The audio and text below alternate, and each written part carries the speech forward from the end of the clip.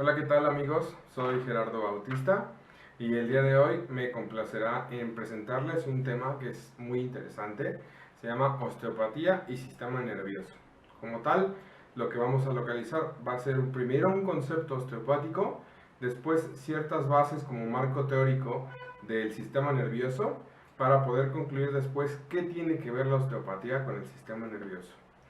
Primero que cualquier cosa me presento, yo como dije hace ratito, soy Gerardo Bautista Espinosa, tengo una licenciatura en terapia física por parte de la Universidad del Valle de México, soy máster en fisioterapia deportiva, tengo un máster en técnicas osteopáticas del aparato locomotor y actualmente me encuentro haciendo el DO directamente de osteopatía. Y soy codirector clínico en la clínica de Sport Lab Medical Center and Performance. Perfecto, ya después de presentarme, ahora sí, ¿qué es la osteopatía? Como tal, la osteopatía es un acercamiento diagnóstico y terapéutico manual a las disfunciones de movilidad articular y tisular en general, lo que concierne su participación en la aparición de las enfermedades. Es como tal una especialización en México del fisioterapeuta con base en los diferentes tipos de terapia manual que contamos para poder tratar una integridad global.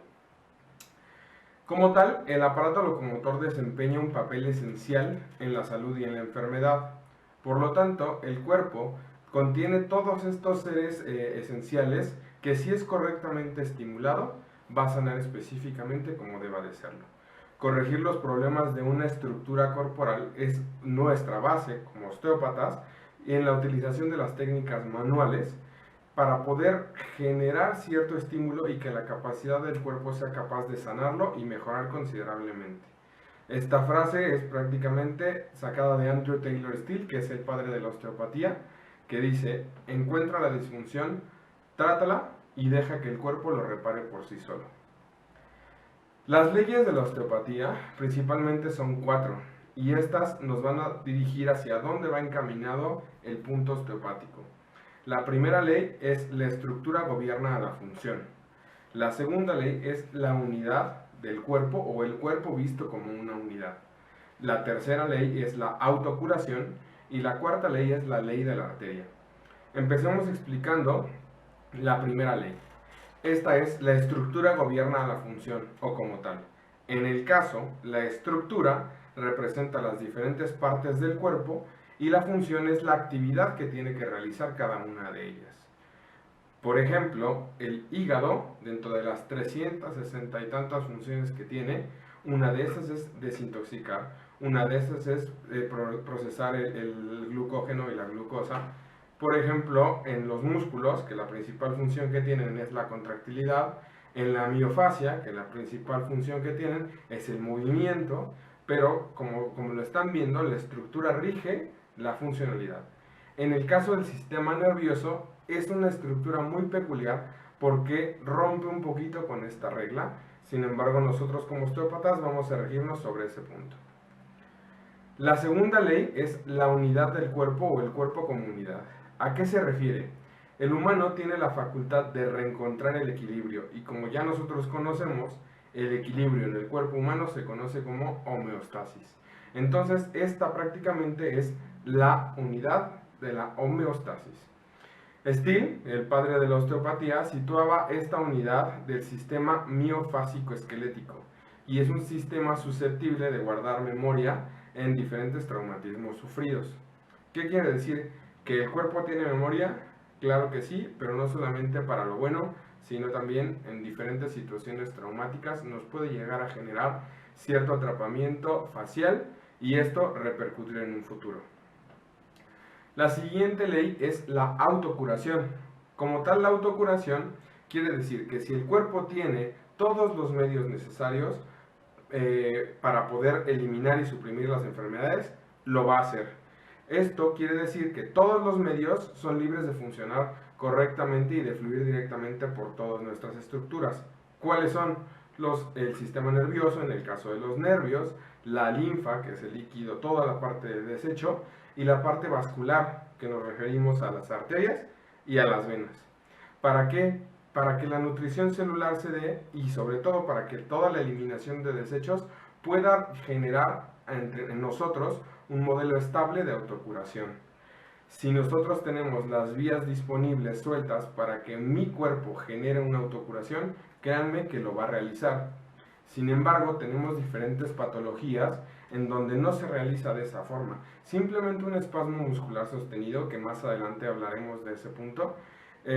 Si yo le doy a ese espasmo muscular una correcta irrigación, una correcta inervación, va a tener lo suficiente para poder generar una autocuración y no poder mantener esa contracción muscular durante un tiempo sostenido. Y por último, la cuarta ley, que se conoce como la ley de la arteria. La sangre es el medio de transporte de todos los elementos y esto permite asegurar una inmunidad natural. ¿A qué se refiere? La arteria, principalmente porque la arteria es la que lleva toda esa sangre oxigenada, es la que a nosotros nos va a permitir generar un nuevo aporte de metabolitos, de oxígeno y de diferentes sustancias idóneas para que el cuerpo pueda ser capaz de regenerarse. Entonces, si yo mantengo mi arteria permeable, mi arteria bastante con una muy buena luz y todo lo demás, va a permitirme que el cuerpo se mantenga en una correcta homeostasia, va a permitirse llevar de forma correcta. En cambio, si yo tengo una mala circulación arterial como consecuencia, el retorno venoso será mucho más lento y provocará la acumulación de toxinas. La enfermedad siempre se instala sobre un órgano debilitado. Esto quiere decir que si yo como osteópata o como fisioterapeuta no soy capaz de distinguir qué arteria está irrigando principalmente el músculo que yo quiero atender, la víscera que yo quiero atender o cualquier estructura dentro del mismo cuerpo, no voy a ser capaz de generar un autotratamiento. Estas 4 leyes van específicamente de la mano en cada uno de los pacientes y nosotros tenemos que buscar la forma correcta de mantener siempre esa unión dentro de las 4 para poder generar esa autocuración. ¿Qué campos de acción tiene la osteopatía? Principalmente estructural, visceral y craneal. ¿Ok? Dentro de esos campos específicos, lo primero será la estructural. La estructural se basa en la terapia manual manipulativa enfocada en el músculo esquelético. Y esto es restableciendo la movilidad y manteniendo elasticidad en los distintos sistemas. Nosotros no solamente vemos un pie, una cadera, una rodilla por específicamente separadas. Más bien lo que nosotros realizamos es ver a la unidad como cuerpo y ver que a lo mejor la cadera tiene cierta relación con la rodilla y la rodilla con el pie y del pie directamente con el hombro, con la columna vertebral. Entonces la osteopatía estructural se basa en la manipulación de las estructuras musculoesqueléticas para poder regenerar o generar una nueva estimulación y tener una correcta movilidad en los diferentes segmentos corporales. La osteopatía visceral se encarga de trabajar sobre el nivel establecido que nosotros queramos, suponiendo que estamos trabajando diferentes vísceras, corazón, pulmón, riñón, estómago, intestinos, y esto a su vez va a generar una mejor movilidad y motilidad visceral que va a que va a restablecer su vascularización y su inervación. Esto se logra a las diferentes vísceras que nosotros tenemos en el cuerpo, debido a que cada una de ellas está rodeada por fascia. Todo nuestro cuerpo está rodeado por fascia. Entonces, cada una de ellas necesita tener una motilidad y una movilidad específica y darles la importancia que merecen y en caso de encontrar alguna disfunción, tratarla. Todas poseen diferentes tipos de movimiento, los cuales son importantes de mantener. El principal músculo específico que nos va a intervenir hacia un tratamiento visceral es el diafragma. Nosotros tenemos dentro del cuerpo 4 diafragmas específicos, los cuales van a estar cortando al cuerpo transversalmente. El primer diafragma que encontramos de sentido cefálico a caudal es el diafragma de la tienda del cerebelo. El segundo diafragma es el diafragma torácico, localizado por las pleuras y la fascia cérvico-torácica. El tercer diafragma es el diafragma muscular, que ese es muy importante para nosotros. Y el cuarto diafragma es el nivel de piso pélvico. Este diafragma todos van a estar en diferentes comunicación, por así decirlo, y de cierta forma trabajar el diafragma nos va a dar el inicio para poder iniciar un tratamiento visceral. Y después iremos a trabajar la propia víscera después de realizar diferentes evaluaciones que lo platicaremos más adelante. Este es el caso de la osteopatía visceral. Es un poquito más complejo que la osteopatía estructural. Y por último, pero no menos importante, es en donde se están haciendo diferentes investigaciones, es la osteopatía craneal. Esta osteopatía craneal se basa en la evaluación y en el tratamiento de las restricciones de movilidad de los huesos del cráneo. Porque sí, a pesar de que se nos haya dicho en diferentes estudios previos, en el Target, en diferentes libros anatómicos, nos niegan la posibilidad de que las suturas craneales tengan cierto movimiento. Últimamente se está investigando que realmente tienen movimiento, aunque sean en realidad micras, pero tienen diferentes movimientos estructurales y eso es a lo que nosotros nos vamos a basar.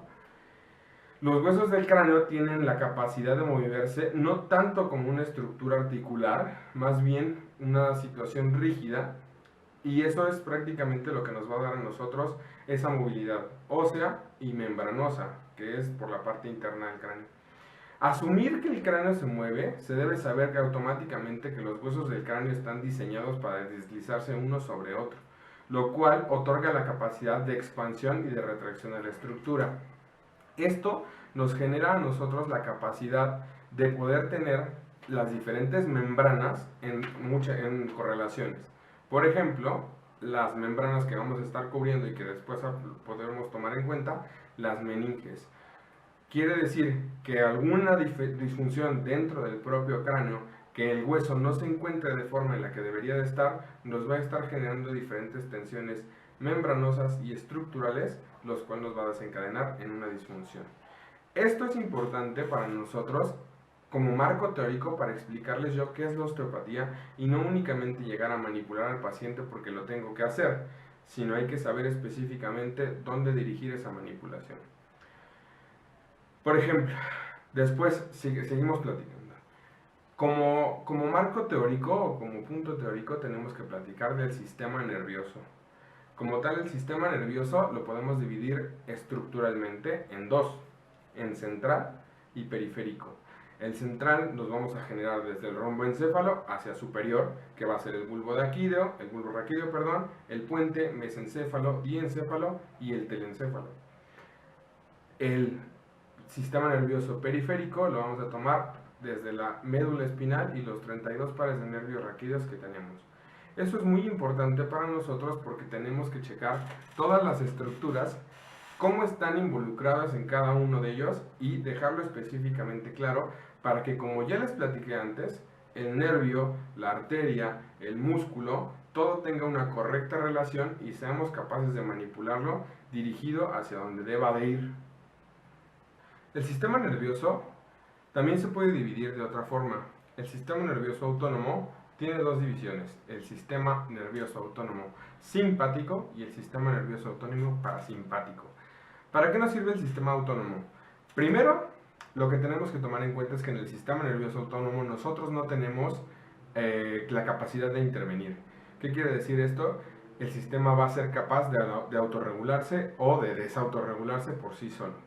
Entonces, de esta forma tendremos el sistema nervioso simpático, la cual va a ser el encargado de la dilatación de la pupila, la inhibición de la saliva, la aceleración del ritmo cardíaco, la inhibición de la síntesis gástrica. O sea, lo que más nos va a interesar es quitarle la sangre a todo el centro del cuerpo y mandarla hacia los músculos, hacia las articulaciones, para que nosotros tengamos un reflejo de huida veloz. Es el que se va a preocupar por mantenernos lo más acelerados posibles.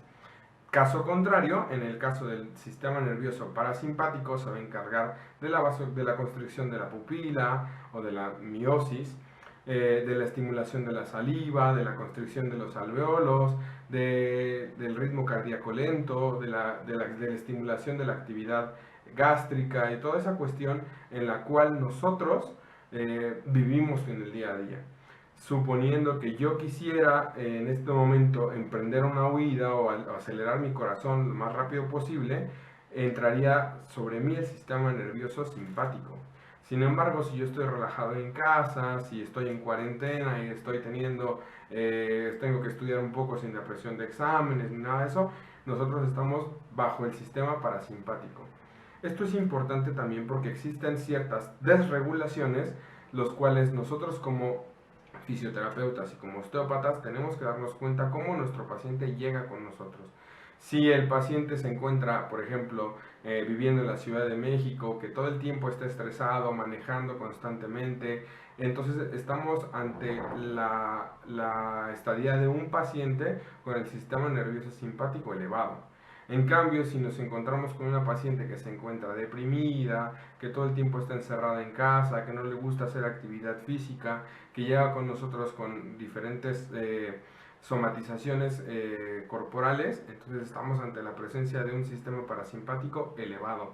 No quiere decir que ninguno de los dos se encuentren anulando uno con otro, sino quiere decir que están cohabitando en el mismo sistema, sin embargo tenemos una hiperparasimpaticotonía o una hipersimpaticotonía. Eso es importante que lo tengan, pero la osteopatía también va a tener ciertas intervenciones dentro de este sistema. Empezando con la división como tal, vamos a ver primero el encéfalo. El encéfalo tiene una cosa muy importante que nos diferencia de las demás especies, que es la corteza cerebral. ¿Cuántas de esas capas cerebrales pudieron hacer ciertas circunvoluciones y generar para nosotros una corteza cerebral que es capaz de integrar las diferentes situaciones temporales, las diferentes situaciones integrativas para que nosotros nos convirtamos en seres humanos pensantes y razonables? En el caso de la corteza cerebral, nosotros encontramos la sustancia gris en la parte externa y la sustancia blanca en la parte interna. ¿A qué me refiero con esto? La sustancia gris son los cuerpos neuronales a los cuales va a estar llegando la máxima información, y la sustancia blanca son los dendritas o todos los cuerpos axonales que van a estar funcionando como vías de aferencia o eferencia dependiendo de la zona de las cortezas. Por ejemplo, en la parte media del cerebro tenemos la cisura central. En la parte anterior tenemos el área motora primaria, que funciona como la primera parte que nosotros tenemos del pensamiento motriz. En la parte posterior tenemos la primera área somatoestésica, que en el caso de las áreas de Brodmann estaríamos hablando anterior el área 4 y 6 y posterior el área 3, 1, 2. Después de ahí tenemos diferentes capas y las diferentes zonas de las áreas de Brodmann, lo cual no quiero envolverme mucho porque si no la plática duraría bastante, y la situación para nosotros es cómo interviene la osteopatía dentro de eso, pero es importante que tengan en cuenta toda la parte difícil de la corteza cerebral y cómo es que a nosotros nos ayuda como seres humanos a crecer como seres pensantes. En el caso de la sustancia gris, como se los explicaba, está en la parte externa y la sustancia blanca está en la parte interna. Por eso es que llevamos diferentes vías por la parte interna y después de ahí continuaremos por el puente, el bulbo y hacia la médula espinal. La médula espinal es importante que nosotros tengamos en cuenta, como les platicé hace ratito, va a estar rodeada, no solamente la médula espinal, todo el sistema nervioso va a estar rodeado por diferentes capas, que estas capas se llaman meninges. Desde la capa más externa tenemos a la dura madre, la capa media que se llama aracnoides y la capa más interna que se llama pia madre. Estas capas van a estar rodeadas de diferente líquido para poder darle cierta lubricación y cierto amortiguamiento hacia los diferentes golpes que podamos tener en la vida diaria, y el líquido se llama líquido cefalorraquídeo, que se va a estar produciendo dentro de los ventrículos cerebrales y va a viajar por toda la médula espinal, de arriba hacia abajo, encontrándose diferentes cuestiones para poder mantener al sistema nervioso intacto, para poderlo mantener comunicado, para poderlo mantener bien.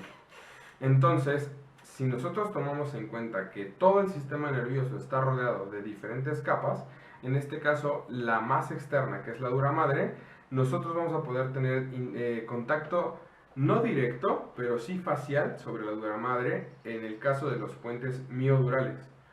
Es interesante que lo busquen. El caso es una búsqueda reciente y una investigación reciente realizada por Luis Palomenque, que él habla sobre la conexión que existe entre los músculos suboccipitales, que en este caso se encontrarían en la parte posterior, la relación estrecha que existe entre el recto posterior del cuello, que es un músculo suboccipital, y la fascia de la dura madre. Entonces, esa profundidad que nosotros tenemos, al estar haciendo una liberación suboccipital, podemos tener relación directa o conexión directa con la dura madre y poder analizar también esa tensión que existe. Las meninges no son tan elásticas como las fascias musculares y no van a permitir cierto movimiento directo. Por eso tenemos en la actualidad diferentes estiramientos meningeos, en los cuales consiste en ponerme yo en posición recta, la médula meter pretensión y de ahí generar cierto estiramiento con las piernas para poder darle estiramientos y movilizaciones meníngeas. Hay un experimento muy sencillo que a nosotros en clase nos dan, es de mantener los ojos cerrados y presionar suavemente sobre el dedo, el dedo sobre el ojo. En esa posición, manteniendo un sistema de pretensión, estiro la pierna y lo que voy a sentir es como el ojo levemente se retrae hacia la parte cerebral. ¿Por qué sucede esto? Porque existen tensiones meníngeas previas que me van a generar esa movilización del sistema meningeo. Para nosotros también es muy importante todo ese sistema meningeo y el sistema del recorrido del líquido cefalorraquídeo, porque también podemos tener cierta integración sobre él y darle movilización, darle cuidados, sobre todo porque estamos hablando de líquido. Y ese líquido, como ya platicamos previamente, si se mantiene estancado o no tiene un recorrido correcto, se puede lastimar y crearnos ciertas patologías a nivel funcional que nosotros como osteópatas podemos tratar. Siguiendo el tema de la médula espinal, nos encontraremos a la típica médula, como la están viendo ahorita en pantalla, que se encuentra la forma de H, ahora cambia la parte. Si se dan cuenta, en la corteza cerebral se encontraba la sustancia gris en la parte externa y la sustancia blanca en la parte interna.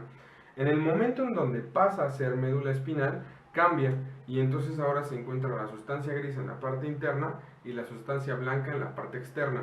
¿Qué quiere decir? Que los haces y los tractos van a viajar por la sustancia blanca, que es la parte externa, y las neuronas se van a encontrar sobre la sustancia gris en la parte interna. Hay una cuestión muy importante de la cual les quiero platicar, que son los ganglios espinales. Cada uno de esos ganglios espinales emergen de la médula, de las caras laterales, y sobre todo van a tener relación directa con las astas de las sustancias grises. Voy de nuevo para que me expliquen, me entiendan de forma correcta. En la médula, el centro sostiene la parte de la sustancia gris, una forma de H, la cual tenemos una asta anterior y una asta posterior. Desde la asta anterior, o desde el asta anterior, perdón, saldrá un nervio que ese principalmente, que será la raíz ventral, me generará una eferencia, o sea, movimiento. Y en el caso de la misma H, pero en la parte de atrás, me generará primeramente un nervio de llegada hacia la médula, pero con un ganglio en la parte posterior para después de ahí comunicarnos tanto hacia arriba como hacia el mismo nivel medular las aferencias. Eso es muy importante, lo voy a platicar más adelante, pero tenemos que tomar en cuenta la posición, dónde estamos colocados y que todos tengamos una misma idea de cómo es la médula y qué es la médula, qué son las meninges. Siguiendo este punto, entonces estamos sobre las ramas comunicantes que nos pueden generar. Por ejemplo, si yo en el asta anterior saco directamente raíces, estas nos van a dar origen, cada uno de los voy de nuevo. Cada uno de los segmentos vertebrales tiene una salida para un nervio raquídeo. Ese nervio raquídeo viene directamente de la médula en la parte anterior, ¿ok? La raíz ventral me va a poder generar a mí que cada uno de esos raíces formen plexos. Y esos plexos son uniones de nervios que me van a dar sensibilidad y movimiento hacia la parte de los brazos, las piernas, las vísceras, los tractos.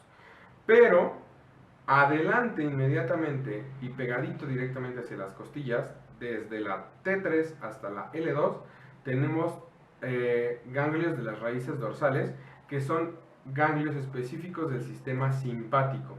Y en el caso del sacro, se van a localizar en la parte anterior desde S2 hacia S4. Entonces, ¿qué quiere decir? Si nosotros hacemos ciertas manipulaciones sobre las torácicas a nivel de T3 hacia L2 o enfrente del sacro de S2 hacia S4, estamos haciendo trabajo directo sobre el sistema simpático o sobre el sistema parasimpático. Va a depender nosotros lo que queramos realizar. Esto es importante porque esos ganglios de las raíces dorsales van a mandarnos los estímulos y van a hacer cierta sinapsis tanto en el ganglio cervical inferior como en el ganglio estrellado, que es prácticamente el mismo, como en el plexo solar, que es la parte de la zona torácica, o en el sistema parasimpático sacro. Es un poquito complicado, pero lo vamos a ver más adelante. Dentro de la sustancia gris, vamos a dividir, de nuevo volvemos a la médula, vamos a dividir algo que se conoce como láminas de Rexed. Las láminas de Rexed van a ser cómo se divide la sustancia gris a nivel neuronal. Por ejemplo, en este caso tenemos divisiones desde el número 1 hasta el número 9. En el caso del 1 o 2, perdón, que va hacia la zona superior, estaremos hablando de movimientos de las articulaciones. Cuando va hacia la parte un poquito más inferior, estamos hablando de movimientos viscerales. Así vamos hablando de esas cuestiones. Si la lámina de Rexed se encuentra en la parte posterior, en la zona más medial, estaremos hablando de movimiento visceral, perdón, de aferencias viscerales, y en la parte más posterior de aferencias somáticas. ¿Ok? También comentarles de la lámina de Rexed número 10, que es la que va a estar justamente en medio de las dos astas de sustancia gris. Esa parte se me había olvidado comentárselas. Una de las cuestiones importantes, como les había comentado, la sustancia gris son los cuerpos neuronales y la sustancia blanca es por donde van a viajar los diferentes axones para crear vías descendentes o ascendentes. En el caso de nosotros nos interesa mucho la vía descendente piramidal, que nace desde la corteza en las áreas motora y premotora de 4 y 6 de Brodmann y desciende por las ramas descendentes de la vía y de la sustancia blanca. En el caso de la decusación en la de las pirámides, a la altura del bulbo raquídeo. Eso también para nosotros es importante porque vamos a tener inferencias directas sobre ese punto. Adentrándonos ya directamente hacia la parte de fisioterapia, lo que nosotros como fisioterapeutas vamos a valorar de forma importante van a ser miotomas, dermatomas y esclerotomas. Existirán también los viscerotomas y angiotomas que tienen diferentes formas de evaluarse, pero esas los tomaremos en cuenta más adelante. En el caso de los dermatomas, es una parte de la piel inervada por una raíz nerviosa y de esta forma van a estar generándose anillos desde la zona de la emergencia de la raíz nerviosa, dándole sensibilidad a las ciertas partes específicas. En el caso de la cara, esa no va a estar inervada por una raíz nerviosa de forma raquídea, sino que va a estar inervada por el nervio B1, B2 y B3. B1 me refiero al número romano 5, que en este caso es el trigémino. En el caso del trigémino, la primera rama es la oftálmica, la segunda rama es la maxilar y la tercera rama es la mandibular. Esto también es importante mencionárselos porque nosotros podemos tratar diferentes aferencias por la salida de cada una de estas partes del nervio trigémino. En el caso de C1 va a inervar la parte posterior de la cabeza y en el caso de C2 la parte inferior y posterior de la cabeza. También es importante mencionárselos porque hay una patología muy conocida que se llama neuralgia de Arnold, que podemos tratar desde el nervio occipital mayor saliendo desde C2, que va hacia la parte posterior, y esto de nuevo retomamos la parte del conocimiento de los músculos suboccipitales, ya que relajando esta parte muscular podemos tener inferencia directa sobre esa parte de la musculatura.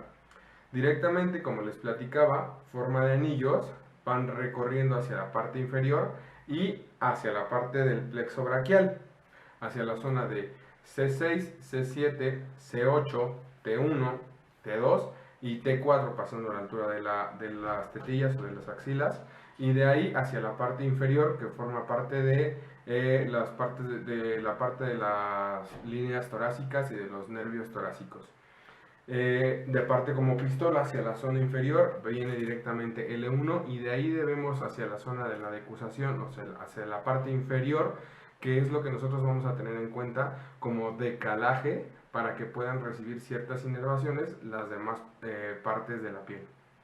En el caso del miotoma, el miotoma es importante también mencionarlo y es la zona, la raíz nerviosa que está inervando diferentes grupos musculares. ¿Por qué lo manejamos de esta forma? Porque el miotoma no va a inervar directamente un músculo. El miotoma va a inervar diferentes acciones musculares, por eso se va a evaluar de esa forma. Tenemos directamente C1, C2, flexión, extensión de cabeza, C5, abducción de hombro y así las diferentes formas que tenemos para ir evaluando los miotomas, que esa parte, bueno, es la que deberían de introducir ustedes como fisioterapeutas hacia la parte y a la práctica clínica. Sobre todo porque esta información nos va a dar cierta relevancia de cómo se encuentra el sistema nervioso de nuestros pacientes y sobre todo lo que más adelante entraremos como una facilitación medular. Esta parte es muy importante mencionárselas porque debido a esto mis alumnos se lo han aprendido de forma un poco más sencilla. Si nosotros vemos una aferencia, es todo lo que viene de externo al cuerpo y el cuerpo lo capta como sistema sensitivo. ¿A qué se refiere este punto? Aferencia de afuera hacia adentro. Y la eferencia es el efecto de adentro hacia afuera o cómo el cuerpo lo refiere. Entonces, si tomamos en cuenta esta parte, dermatoma lo tomamos como parte de la piel inervada por la raíz nerviosa y la diferencia, o en el caso del miotoma, es raíz nerviosa inervando varias partes de un grupo muscular. Entonces eso es importante mencionárselos. Y los esclerotomas. Los esclerotomas son la parte del hueso o del periósteo que va a estar inervado también por esa misma raíz nerviosa. Esto es un poco más sencillo de evaluarlo. Yo siempre pongo, por ejemplo, en el periósteo más expuesto, que es en el caso de la ulna, en el brazo y en la tibia, si hacemos un raspado específico, ahí estamos evaluando el esclerotoma. Pero hay una parte más fácil y más práctica para nosotros para evaluar un esclerotoma, que es directamente sobre la apófisis espinosa de cada una de las vértebras. De inmediata a la salida del nervio raquídeo, va hacia la parte posterior y esa parte posterior va a inervar también la cara de la apófisis espinosa, generándonos una respuesta aferente del esclerotoma. De esa forma nosotros vamos a tener la capacidad de evaluar miotoma, esclerotoma y dermatoma de esa forma específica. El viscerotoma va a ser en el caso de que alguna víscera tenga alguna patología funcional sin llegar a ser específica, y en el caso del angiotoma nosotros lo podemos evaluar también de cierta forma. Recuerden que esa misma raíz nerviosa va a estar dándole sensibilidad a las diferentes partes del cuerpo, y el angiotoma nosotros lo vamos a poder evaluar haciendo un pinzado rodado de la superficie de la piel. Si nosotros no podemos realizar el pinzado rodado de forma correcta, de cierta forma nos está avisando que el angiotoma está algo alterado o afectado para podernos dar cuenta cómo está esa raíz nerviosa. ¿Ok? Esto es importante también mencionárselos para que esto lo añadan a su exploración física y sea de parte un poco de forma osteopática de cómo tratarlo. Ahora sí, ya teniendo en cuenta los diferentes factores que nos lleva a cabo esta parte de mi marco teórico de cómo se lleva a cabo el sistema nervioso, qué es un dermatoma, qué es un miotoma, cómo viajan, cómo suben, cómo bajan del cuerpo. Otra cosa de las que me faltó comentarles en un momento es la parte de la vía espinotalámica cortical, que es la principal vía del dolor, cómo van reforzándose a nivel del ganglio de la raíz dorsal y va subiendo hacia la parte de tálamo y al final se expresa en la corteza, en la principal parte somatostésica. Es importante también mencionárselos para que ustedes lo tengan en cuenta y que sepan por qué vía, y que nosotros no nada más tronamos por tronar, por así decirlo. Teniendo en cuenta este background previo, lo que nos tomamos en cuenta ahora es la facilitación medular. ¿Y qué es la facilitación medular? Es un mantenimiento de un polo de interneuronas, o sea, quiere decir la neurona premotora, la motoneurona, neurona ortosimpática y la neurona preganglionar, de uno o de varios segmentos en un estado parcial de excitación o total. ¿Esto a qué se refiere? Si nosotros tenemos, como ya les había platicado, un esquema ideal en donde una aferencia como el dermatoma me va a generar cierta información que va a entrar así por la parte posterior, que va a tener un reforzamiento en un ganglio que tenemos en la parte posterior, y de ahí va a entrar hacia la comunicación por el asta posterior, va a pasar por esa cuestión de las láminas de Rexed, va a girar por una interneurona y nosotros nos va a producir un efecto por el asta anterior de la médula, y a su vez va a viajar por los nervios raquídeos que están saliendo directamente por la emergencia. Eso es lo ideal y lo que debería suceder. Si en alguna de esas neuronas o de esa cuestión tenemos un punto conflictivo, estamos teniendo un nivel de facilitación neuronal que es una afectación dentro de cada una de estas neuronas. ¿De qué forma lo podemos tener? La suma activadora también es importante mencionárselos, porque no nada más es un punto en donde nosotros lo podemos tener. Quiere decir que si nosotros estamos teniendo una afectación a nivel del ganglio de la raíz dorsal, estamos teniendo dentro del problema medular, o estamos teniendo una mala aferencia, esto como resultado va a ser sumatorio y vamos a tener una eferencia irregular. ¿Cómo lo vamos a expresar? Con una musculatura débil, con una incapacidad del cuerpo a tener una relación directa sobre el efecto que nosotros vamos a tener más adelante. Bueno, ¿y esto a qué puede deberse? Puede deberse a un aumento mantenido en el tiempo sobre las aferencias, y puede ser mantenida a causa del sistema nervioso central por la actividad anormal. ¿Esto a qué se refiere? Puede deberse a una disfunción somatovisceral o una disfunción viscerosomática. En el caso de la disfunción somática, nos va a generar un aumento de la hiperactividad gamma como representante de una de esas causas.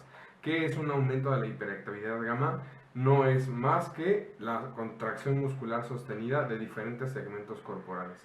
En el caso de la espalda, por así decirlo, de las zonas específicas espinales, nos va a mantener un aumento en la contracción del tono muscular en la parte posterior de todos los epiespinales y de los músculos paravertebrales. Como consecuencia, generándonos dolor específico que viene de un origen visceral que se está manifestando en la parte somática, o de un dolor específico somático generándonos disfunciones viscerales. Por ejemplo, en la causa de la disfunción, en que la disfunción somática sea primaria, esto nos va a generar aferencias que nos van a mandar señales hacia centros superiores, como yo les platicaba desde hace rato, en la corteza cerebral, y esto nos va a generar neuronas que a diferentes niveles van a estar facilitadas. Esto quiere decir que hay niveles de preexcitación previa muscular que con un menor estímulo van a generar contracciones musculares. Esto como resultado da una respuesta aferente somática, que esto puede también traernos diferentes disfunciones a nivel ortosimpática, como una vasoconstricción y una isquemia. Esto explicaría de forma correcta ese círculo vicioso que existe en la hiperactividad gamma o el bucle gamma, en donde el músculo se encuentra en un estado isquémico y por la actividad nerviosa nos estamos generando un efecto ortosimpático en donde genera un proceso de vasoconstricción y mayor restricción de sangre, de tejido metabólico, para poder generar esa liberación muscular. Como respuesta, otras situaciones viscerales. Por ejemplo, unas aferencias convergentes del sistema nervioso central nos podrían generar disfunciones primarias viscerales o enfermedades viscerales, con el hecho de tener una disfunción o una aferencia somática. Vamos a poner un ejemplo en específico. Suponiendo que nosotros tenemos una disfunción somática a nivel vertebral de T8, por ejemplo. Si a nivel de T8 esa disfunción somática mantenida en el tiempo nos genera una inervación o una contaminación metamérica del vaso, de la víscera, del cuerpo, del músculo, o sea, nos podría generar una tríada somática, nos va a generar que como vértebra testigo el hígado no funcione de forma correcta, porque el hígado va a estar inervado directamente por ese segmento vertebral T8. Eso es lo que nosotros nos podemos ver en una disfunción somatovisceral. Vámonos hacia una parte visceral somática. En el caso contrario, sería una contaminación del segmento visceral como en el caso del hígado, nos podría generar un dolor a nivel muscular de hombro derecho. ¿Por qué? Alrededor de la cápsula que está inervada el hígado, por así decirlo, la víscera no duele, la víscera no molesta, a menos que nosotros empecemos a tener disfunciones viscerales que son más estructurales. Por ejemplo, una hepatitis, una cirrosis hepática o algo parecido que nosotros ya como osteópatas no podamos tener alguna intervención. Sin embargo, antes de producirnos efectos estructurales en una patología, vienen disfunciones propiamente funcionales. Ahí es en donde nosotros tenemos procesos de intervención, porque antes de que el hígado empiece a tener una disfunción estructural, empieza a mandar señales de inflamación. Esta forma irrita la cápsula que está recubierta, que esta cápsula se llama cápsula de Gleason, que es únicamente tejido facial. Y la cápsula de Gleason sí está ricamente inervada y sobre todo por niveles metaméricos de C5 y C6. Si nosotros nos ponemos a pensar directamente que C5 y C6 es la parte de inervación en la del muñón del hombro y la parte posterior del hombro, entonces una disfunción somatovisceral va a ser esa disfunción hepática que nos pueda generar a diferentes segmentos vertebrales dolor o molestias que no tengan directamente relación con esa parte. Eso es algo importante para generalizarlo y nosotros como fisioterapeutas darnos cuenta cuál es nuestro poder de intervención, porque nosotros estamos muy renuentes al tratamiento que queremos llevarlo y decir ese dolor de hombro que no tiene un origen incidente, que no tiene alguna señal de que nos diga que es específicamente ortopédico, muy probablemente viene de otro lugar y ese otro lugar, en este caso estamos demostrando bajo científicamente, anatómicamente, que ese dolor puede venir específicamente de hígado. Otro ejemplo, por ejemplo, de una disfunción somatovisceral, cuando nosotros estamos teniendo un proceso cardíaco, llámese de esta forma una isquemia o un infarto, lo primero que principalmente el paciente refiere es un dolor hacia la parte izquierda del brazo y se recorre también hacia la zona facial. Prácticamente es por la misma situación que nos estamos generando. Entonces, a tener mucho cuidado, sobre todo nosotros como ustedes como estudiantes, nosotros como estudiantes porque todavía seguimos aprendiendo, es diferenciar cuáles son los procesos en donde el fisioterapeuta tiene la capacidad de decir este soy yo, así puedo tratarlo y esto es lo que debo de tratar, o decir lo refiero a una persona que en el caso sea un médico, sea un especialista o al compañero que tenga una especialidad diferente a la nuestra. Vamos a regresarnos un poquito en el tiempo. ¿Cómo fue que se descubrió esta cuestión?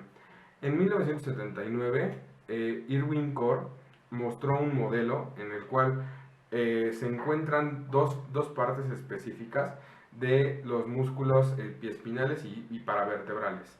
En el caso normal, nos genera a nosotros una estadía de un tono muscular establecido.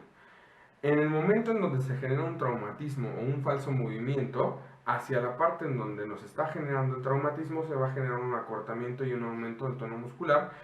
Caso contrario, en el lado contralateral se va a generar un alargamiento de las fibras y una disminución del tono muscular.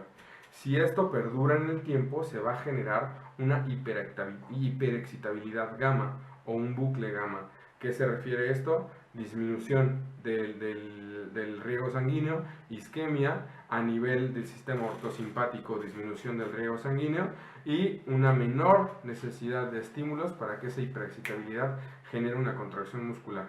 Y del lado contrario, una disminución del tono.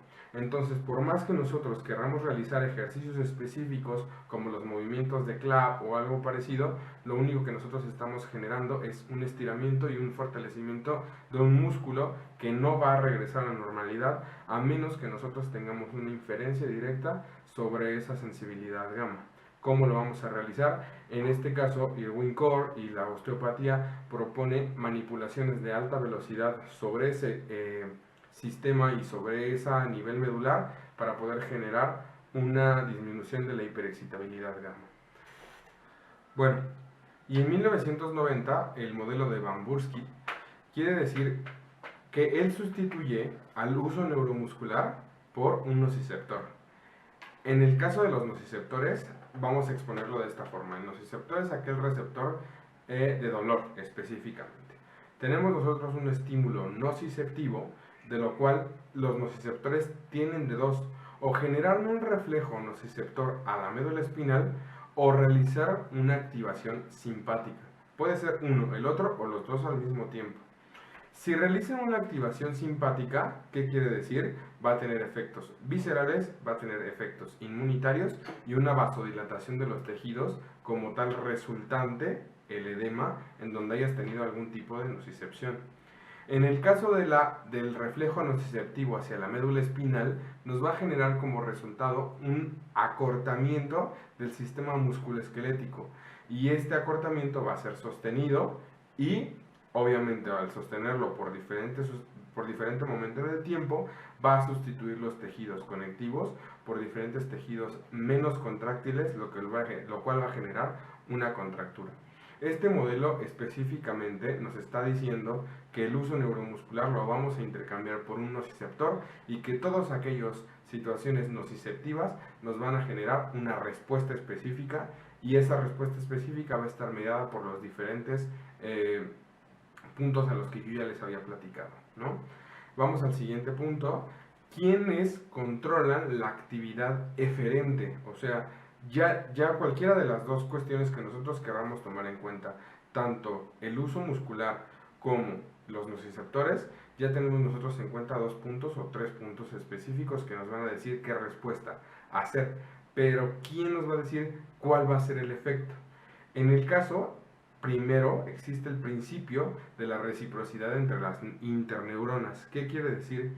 Que cada interneurona, después de ese resultado entre aferencia y eferencia, puede estar influida por casi todas las neuronas que nosotros tenemos en el cuerpo. Entonces, un efecto específico vamos a tener como respuesta a las demás niveles que podamos tener contaminación.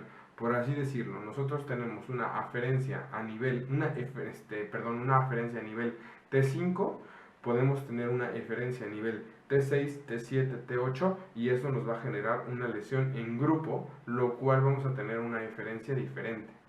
Por así decirlo, cordones miálgicos al lado de la columna, que nosotros vamos a tener una hiperexcitabilidad gamma, que nos va a generar una contracción muscular sostenida. Y el principio de convergencia. ¿Qué quiere decir el principio de convergencia? Que todos los haces desencadenantes de la médula viajan por colaterales del cuerno anterior.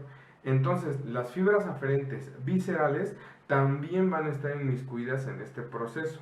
No nada más vamos a tener una situación aferente por medio del sistema musculoesquelético, sino que por las vías viscerales, los cuales, si nos ponemos en cuenta y regresamos tantito en el tema, en las láminas de Rexed, que están en la parte más medial pero de la zona eferente, vamos a tener esos efectos que van a influir sobre los diferentes nervios motores a nivel visceral.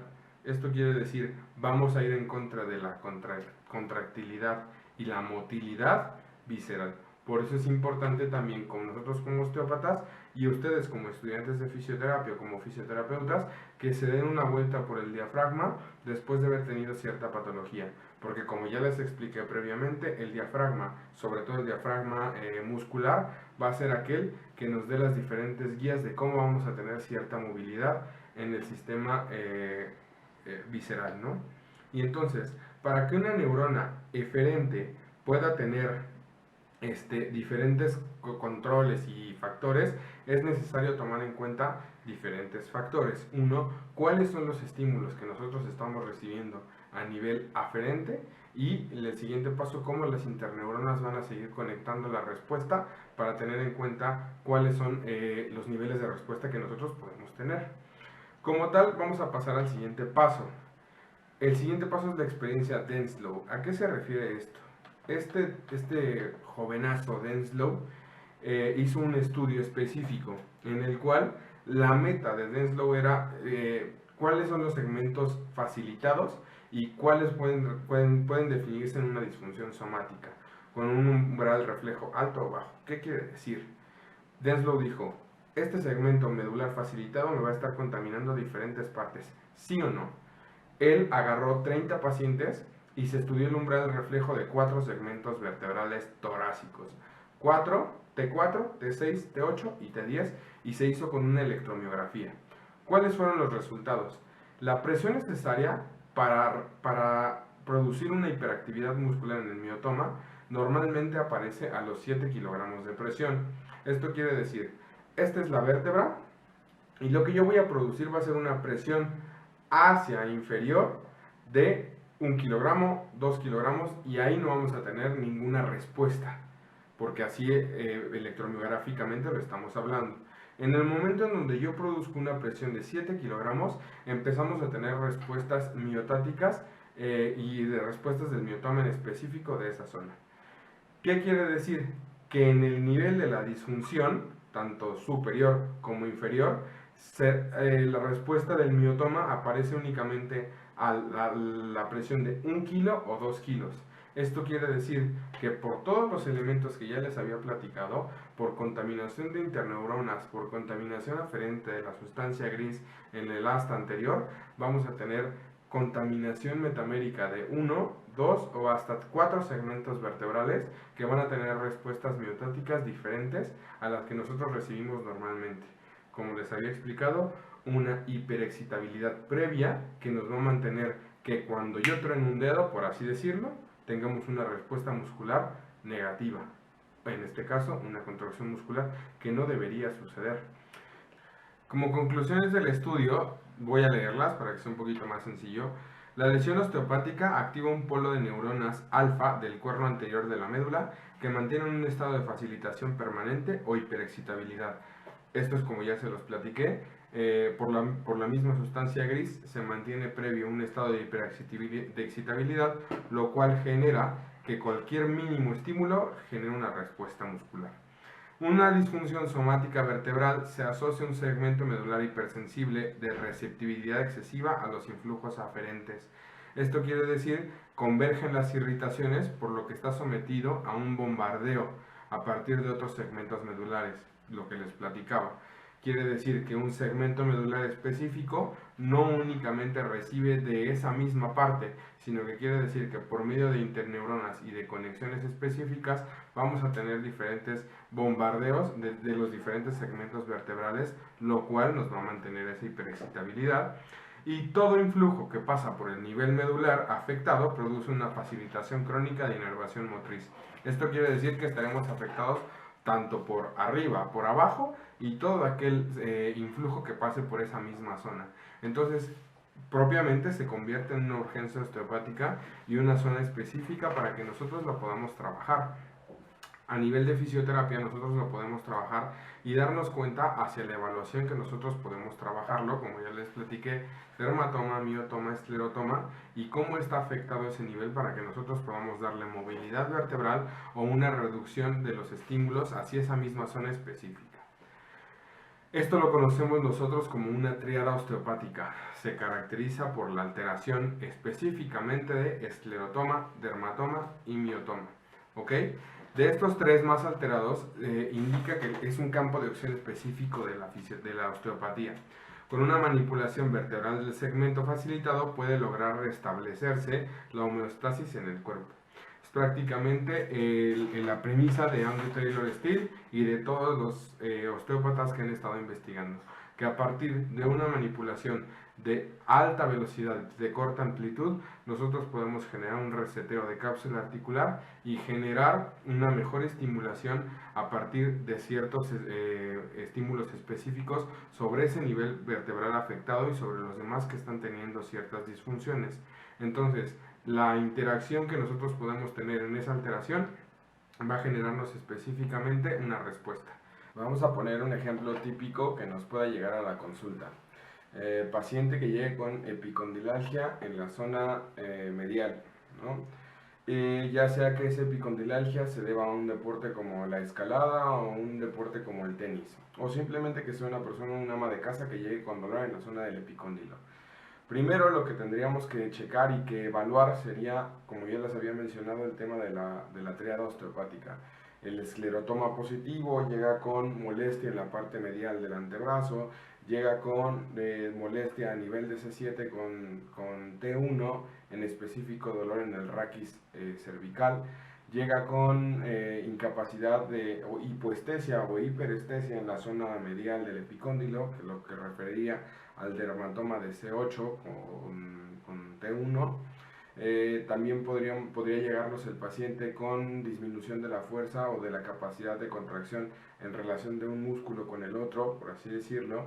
Si nosotros le pedimos al paciente que contraiga rápido los músculos como son el palmar mayor, palmar menor, cubital anterior o el pronador redondo, en relación a la otra mano va a ser completamente diferentes los resultados, independiente además si nosotros vamos guiándonos todo el recorrido del nervio cutáneo medial o en el caso del palmar mayor y palmar menor el nervio mediano o el cubital anterior el nervio cubital, pues nosotros vamos a tener que ir específicamente a checar esas raíces nerviosas para que nosotros podamos dar un tratamiento de calidad al paciente.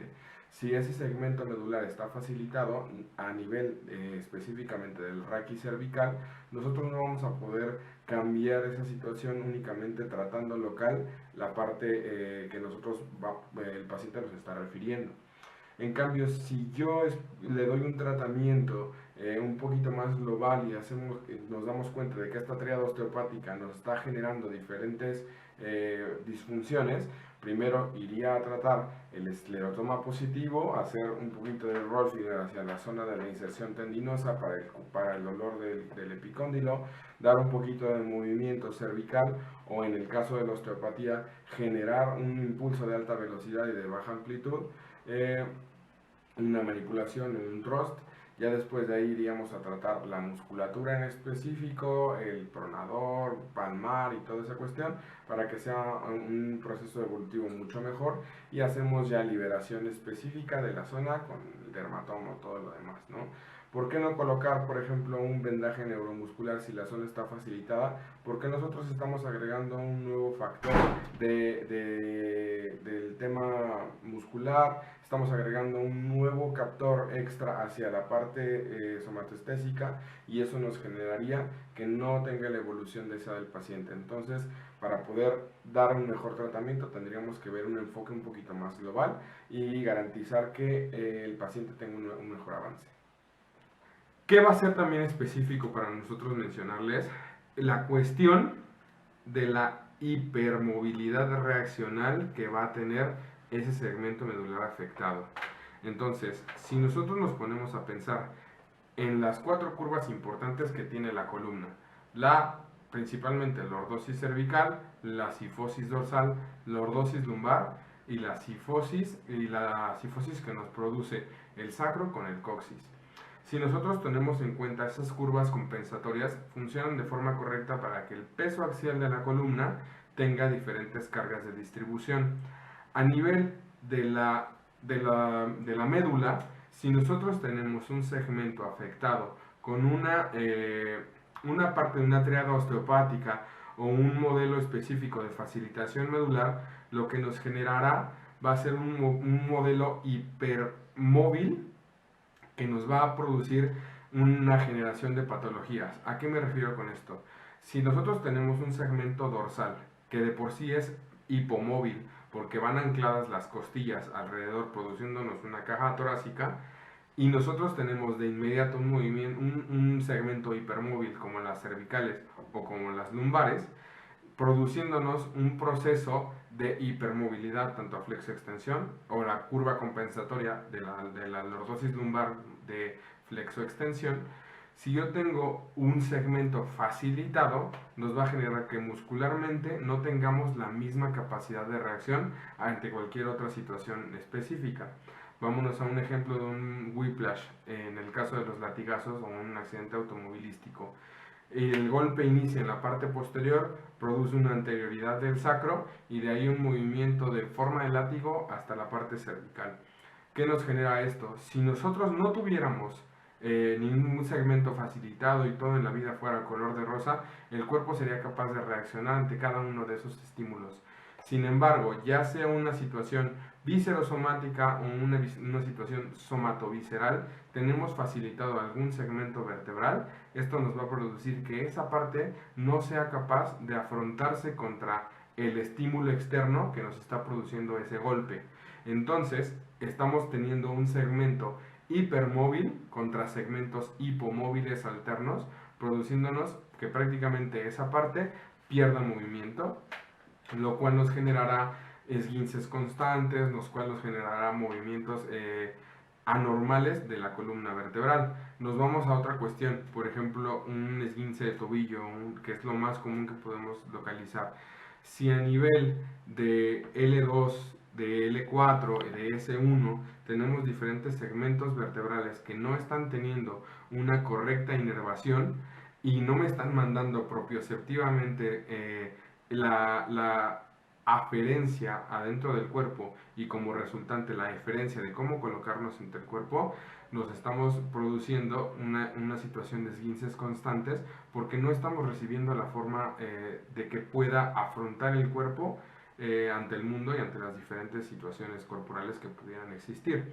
Esto no quiere decir que no debamos de realizar ejercicios propioceptivos, que unas buenas ondas de choque no nos produzcan un efecto benéfico o simplemente ir a manipular directamente el pie. Pero si el segmento vertebral está facilitado, lo que nosotros tenemos que hacer es bajar esa facilitación para que el cuerpo, propioceptivamente hablando, tenga la capacidad de poderlo procesar y que la corteza cerebral sea capaz de mandarnos a nosotros la respuesta de decir, colócalo de esta forma, actúa de esta manera, y eso es importante para nosotros llevarlo a cabo, ¿no? Ese segmento de hipermovilidad y de hipomovilidad son juegos constantes que a nosotros nos da trabajo prácticamente. Si nosotros vemos un segmento al realizar, por ejemplo, en la prueba al paciente toca la punta de tus pies y nosotros estamos viendo que el segmento vertebral no se mueve correctamente, bueno, algo me está diciendo que eso no se está moviendo y que hay otras partes específicas en la columna que se están moviendo más. Por ejemplo, el ápex de la curva a nivel lumbar debería de estar justo enfrente de L3. Si nosotros tenemos un segmento hipomóvil en L3 y la curva lumbar se elevó, tendremos un segmento L5 con S1 hipermóvil más ese proceso hipermóvil que siempre tiene L5 con S1. Si nosotros tenemos un esguince cervical y tenemos una disfunción de movimiento en la charnela cervicotorácica, o sea a nivel de C7 con T1, nosotros generaremos una anteproyección del cuello y produciremos que C5 con C6 sea el espacio más hipermóvil que nosotros podamos tener, produciendo y resultando en hernias y por lo tanto segmentos de facilitaciones medulares a nivel de C5 con C6 o a nivel de L5 con S1. Es muy difícil que a nivel torácico se produzcan hernias, que puede llegar a suceder, pero pues, como tenemos la caja costal, no es tan común que se puedan producir. Pero es importante nosotros checar cuál es el segmento hipermóvil o cuál es el segmento hipomóvil para poder atacarlo y a nivel medular cuál es ese segmento que le corresponde.